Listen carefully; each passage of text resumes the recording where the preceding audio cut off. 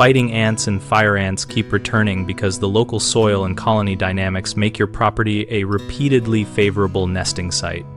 Fire ant colonies thrive in well-drained sandy soils because those soils warm quickly and are easy to excavate, so start by assessing soil texture with a simple squeeze test.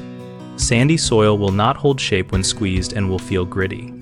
If you choose to use insecticide granules, apply them after the soil is dry and follow label rates precisely, broadcasting evenly with a handheld spreader and watering lightly to move active ingredients into the upper soil profile.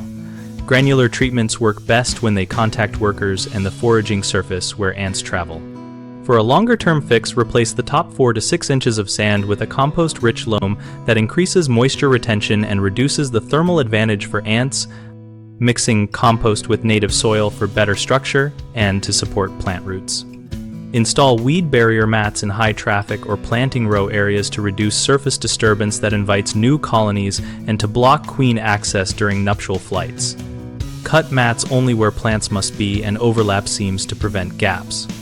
Encourage dense ground cover plants that shade the soil and keep it cooler because shaded, moisture-retentive sites are less attractive to fire ants, and water deeply but less frequently to promote soil structure and microbial activity. Finally, monitor regularly for new mounds every week during peak season and treat small satellite colonies promptly with targeted granules or bait so you prevent the colony from re-establishing a main mound. Most people try one treatment and stop, which leaves surviving queens or satellite colonies to repopulate.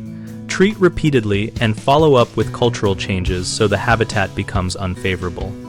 Another common mistake is applying sprays that only kill visible workers but do not reach the queen or brood.